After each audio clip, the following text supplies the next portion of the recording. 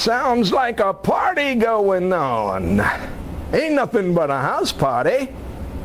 Now, as I look through the window of a row house in East Baltimore, I see an old man sitting at a piano. His long, narrow fingers are tickling the ivories. Sounds of happy birthday ring out loud and clear throughout the house.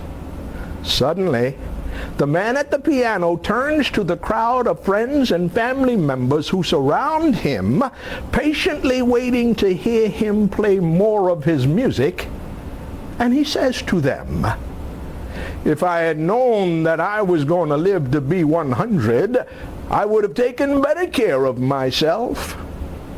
Now, not long after celebrating this festive day, the man who was having his 100th birthday died.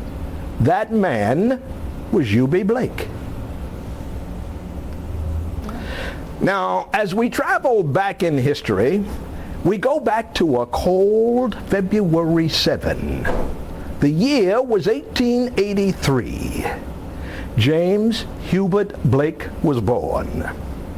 His parents were former slaves, and both of them, oddly enough, were well educated. They both could read and write. Now, his father, John Sumner Blake, was a stevedore and a Civil War veteran. And his mama, Emily Johnston Blake, was a laundress as well as an intense disciplinarian. She was one of those who truly believed if you spare the rod, you spoil the child. Now, Eubie grew up in East Baltimore in what at that time was a rough neighborhood, but it was an integrated neighborhood, and it was on the east side of Baltimore City. Now, one could find Eubie on many days just floating around the popular downtown business hub located at Liberty and Lexington Streets. And that was not far from where the dream turned into a reality and the Great Blacks in Wax Museum was born. Meanwhile, let's be reminded that although Baltimore was a segregated city, it at that time had the largest population of free blacks in the nation. But then that's another story. Growing up, Eubie was the only one of his parents' 11 children to reach adulthood. And many who knew Eubie wondered how he did it. You see, Eubie grew up never knowing any of his sisters or his brothers. His father, on the other hand, would always warn Eubie whenever he left the house, "Don't you go out messing in those white folks' business." But alas, Eubie would almost always find trouble in his path. As a matter of fact, let me give you a for instance. One morning he was just innocently standing on the corner, standing across the street, watching a little boy throw a rope over what then was an electric line. And he was surprised that this young boy continued to throw the rope over the wire to try to pull it down. And finally, that boy succeeded. But when those down wires began to spark, the boy got scared and ran, leaving Eubie there alone, and the wires were just a-flailing. Now, electricity was new back then, and only the well-off could afford such a luxury. Now, those wires lit a neighborhood doctor's house, so naturally the police got involved. Now, while all of this was going on, there was a lady from the block across the street who was watching the whole thing. And when she was asked who done it, she pointed to Eubie and said, "It was that mouse-faced little boy over there." And lo and behold, that's how he got the nickname Mouse long before Hubert became known as Eubie. Now, when you come back, I'll tell you more about the Sissel and Blake.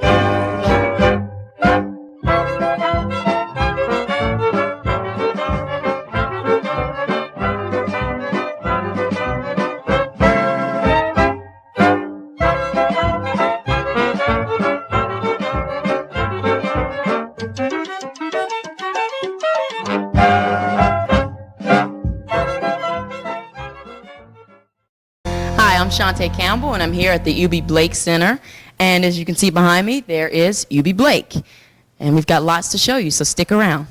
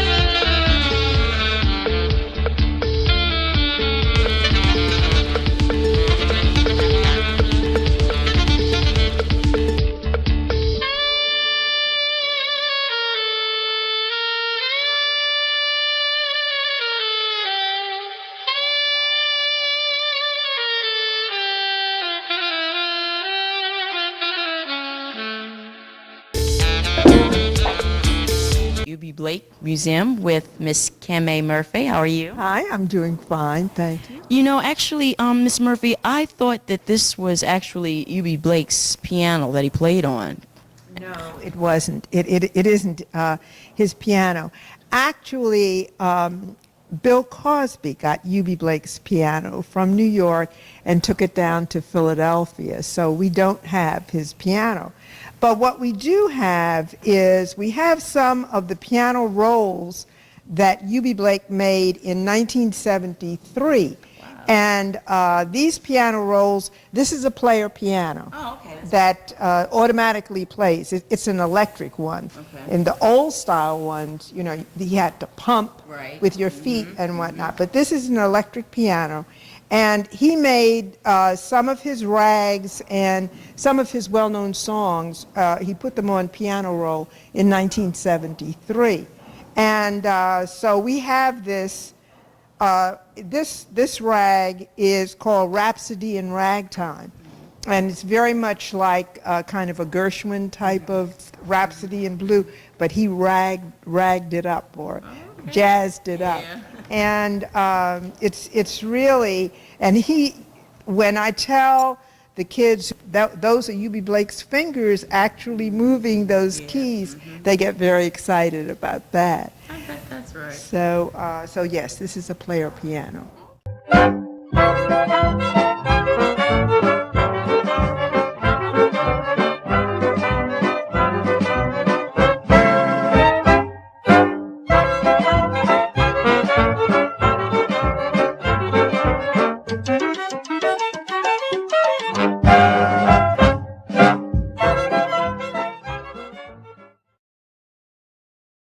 Eubie's influence in music came from many sources. At funeral services in his mother's church, they would play slow funeral music in ragtime when they were returning from the gravesite. It was very reminiscent of the sounds played at New Orleans funerals. Eubie liked the ragtime sound, and he began to work with it. And he was also influenced by the music he heard every time his father would take him downtown to see the burlesque shows. Now, at the age of 12, Eubie learned to play the cornet and began playing in a small band. Now, he wasn't happy with this arrangement because, as Eubie put it, they played white arrangements and the music was full of holes. By the age of 13, Eubie had learned many skills at the keyboard. As a matter of fact, he was so good that at age 15, Eubie got hired and began playing piano in, of all places, a bordello. Eubie was fascinated with how fascinated the girls were with his piano skills. Hey, and I take that to mean that it was the birth of a Baltimore Don Juan. Now, at age 13, Eubie composed a song which was later called the Charleston Rag. It was that song that earned Eubie a trip to New York to meet a publisher who bought the tune and started Eubie on his way to professionalism outside of the bordello. At the age of 32, Eubie met Noble Sissel, and the rest is history, as they say. Be back in a flash.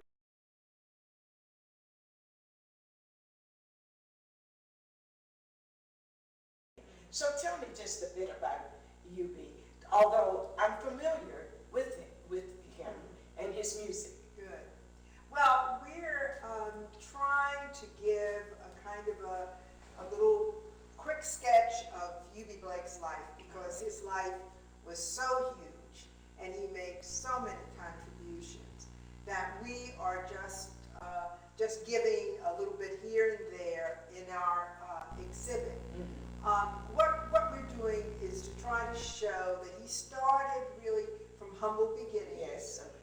Over on the east side in East Baltimore, that he was the 11th child of his family.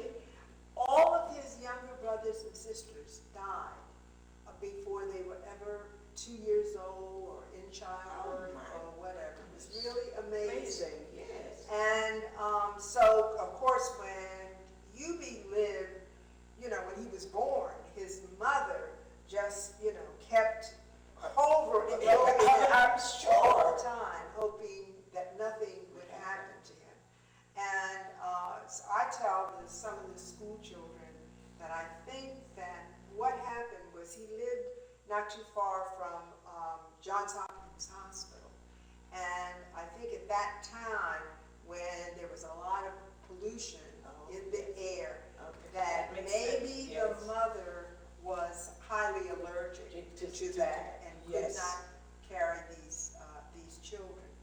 So anyway, Eubie went to school in that area, and I think very early they found out that he was an unusual child and able to play music by ear. He was also a good ball player and like baseball, and had those big hands, so he could catch a ball and that kind of thing. But I think his greatest contribution was really mounting and doing the music for Shuffle Along. And that was a banner production for African Americans in New York City. I see that was. And so we have some of that here. I've tried to place things around in the exhibit that people can handle. Yes, you can pick up the iron. You can. Some of the kids have fun just turning that flour sifter because they don't have that kind of stuff anymore. That's true. The grater and whatnot that they don't have anymore. A potato masher. Somebody said, "What was that?" I said, "Oh, we used to mash potatoes by hand." Tell me about it. So anyway, just a kind of a giving people a feeling of what that era was. And we have a little bit of information about Cab Calloway, a little bit of information about Billie Holiday, and I'm trying to really accumulate some information about Chick Webb. All right. But I know most He was in East Baltimore. He was. I remember that name. That's right. See, I came here in '43. I see. He was a great percussionist. Okay. And he, not only that, but he was a musicologist. used in his band and music school. We have an award-winning building here. The renovation of this building, which was formerly a nursing school, has won an award. It was so cleverly done by Cho Wilkes Bent. And so that we have a large area upstairs that's available for rentals. We have lots of people who want to have birthday parties and other kinds of events there. And then this downstairs area available also for stand-up reception, the Billie Holiday Serenity Garden. And we're going to do a big mural of Billie Holiday with her big gardenia, and we feel as though she was really looking for serenity. Yes. And so that's going to be part of our garden. And the mural will be placed by, I think there are about 6 or 7 different schools that are going to work on developing the mural. Artwork in the back, that was part of the program of Gifted and Talented. We did a study of Tom Miller, a famous artist who recently passed here in Baltimore. And I had written a book about Tom Miller's life called Can a Coal Scuttle, artist who recently passed here in Baltimore. And they made a musical out of it. And what you see in the back was part of the book about Tom Miller's life called Can a Coal, that the kids put on this summer. I'm just so pleased to have had you as my first guest. Now, this is a little known fact that might amuse you. At the age of 12, Eubie's first organ was purchased at the cost of $75. His mama and daddy paid 25 cents a week for that organ until the balance was paid off. However, Eubie's mom made one stipulation when they bought the organ. And that stipulation was that only gospel music was to be played. Hey, and what Mama said, Eubie did. The year was 1915. Both the 25-year-old Noble Sissel, who was a lyricist and piano player, and the 32-year-old ragtime pianist Eubie Blake were hired to fill a summer engagement at Baltimore's Riverview Park. The two met, found compatibility, they had similar interests, so they joined forces, and musical history was forever blessed. Now, when Sissel and Blake performed on and wrote for the stage, Broadway was a vibrant place. It was ablaze with the fires of ambition and aspiration. The shows of the period were marvels, and they were full of memorable tunes and talents. There were zany comedians, beautiful showgirls, lavish costumes, and many wonderful singers and dancers. Blake and Sissel wrote many musical comedies together. One show, entitled In Bamville, with its lavish sets and gorgeous costumes, had a cast of over 125 talents. And it toured for more than 24 weeks. But not without trouble. During the run, their manager, a man named Al Clark, died. And they came back to New York City for the funeral. His funeral and the loss weighed very heavy on Blake, as well as on Noble Sissel. And it was very, very hard for them to find a replacement, but they did. The show's run was interrupted and soon began to experience financial difficulty. The show was finally pulled, reworked, and renamed the Chocolate Dandies. The Chocolate Dandies opened in New York on September 12, 1924. Although they wrote many musicals and many comedies together, their most popular and best known was the Broadway hit, Shuffle Along. Now, Shuffle Along was rewritten many times, but it is considered to be one of the best musical comedies of its kind at that time. It came at a time when musical greats such as Duke Ellington and Fats Waller were writing for the stage.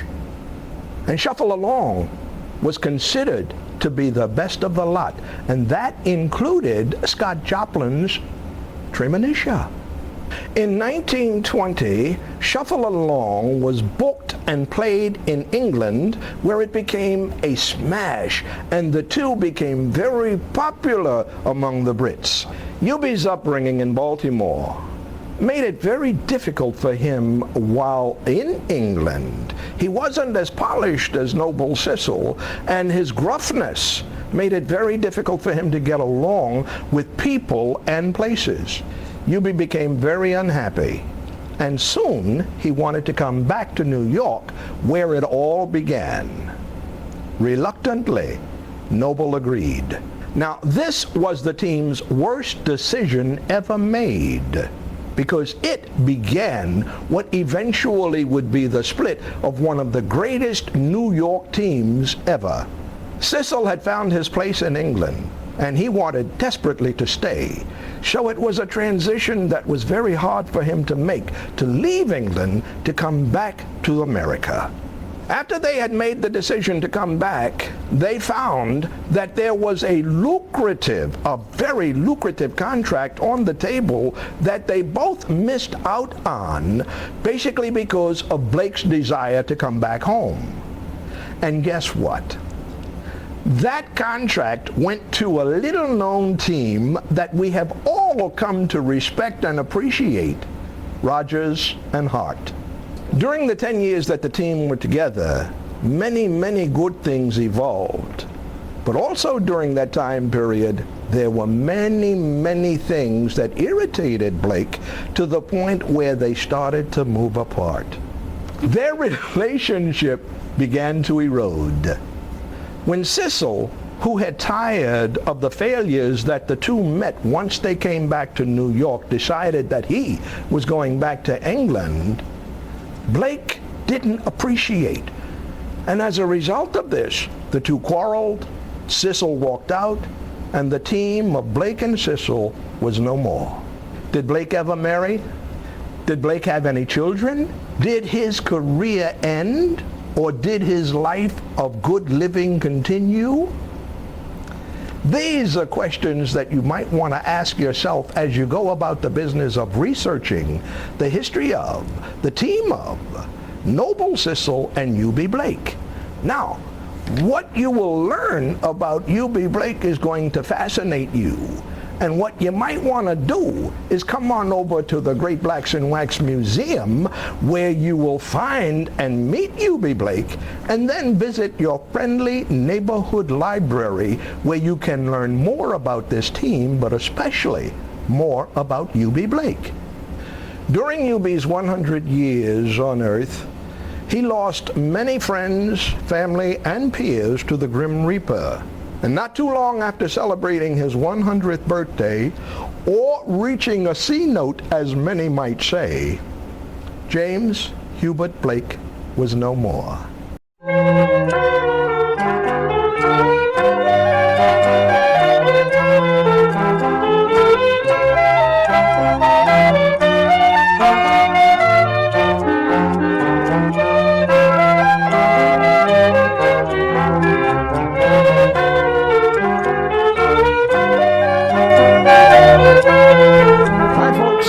This is Ben Pressberry, and welcome back to the story. You know, as I stand here next to Eubie's wax statue, I begin to reminisce about the times that I guess we kind of shared, or the times that overlapped in both our circles of life.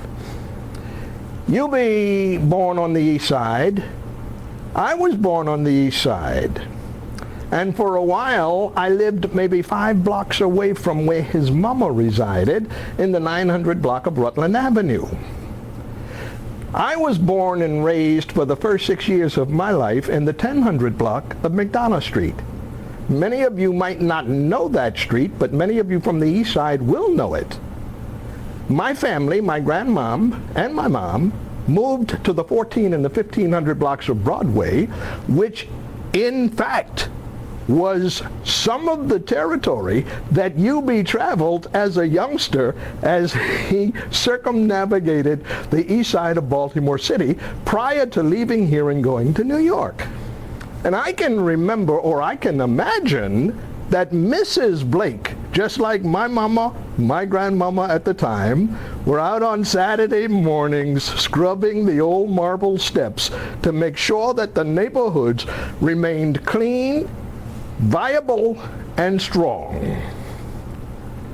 Now, when Eubie left to go to New York, a marvelous thing happened here in Baltimore City. Many times, monuments to the people of history usually grow up or spring up after they're dead. For Eubie, it was totally different, totally different. On Charles Street, right in the heart of downtown, there was birthed a museum, the Eubie Blake Cultural Arts Center. And that museum was dedicated to the achievements of this man, Eubie Blake, prior to, during, and after his passing. Many of you can remember probably going into the Eubie Blake Museum on Charles Street, and many of you are still visiting the Eubie Blake Museum, now located on Howard Street. Eubie Blake, a figure that will always remain in the minds of and in the pages of history as an achieving African American. The neighborhoods here in Baltimore City at one time, during Eubie's time, were integrated neighborhoods. We find that Eubie has finally come home. And that is a part of the Baltimore Renaissance. And as the communities begin to grow and reshape themselves, we find that this museum will be a centerpiece and a cornerstone for the entire city as we begin to grow in the new century. We now find that there's a renewed interest in Baltimore City, and folk are finally coming back to reestablish those communities and those neighborhoods that existed prior to the breakdown many, many years ago. This, in part, is a realization of a dream held by the Doctors Martin. And this is a tribute to that dream. And hopefully it will grow and blossom, and Baltimore will once again be what it was a long time ago. Thank you, Eubie. Well, that's it for tonight, folks. Join us next time when we visit our friends and neighbors who are immortalized here at the Great Blacks in Wax Museum.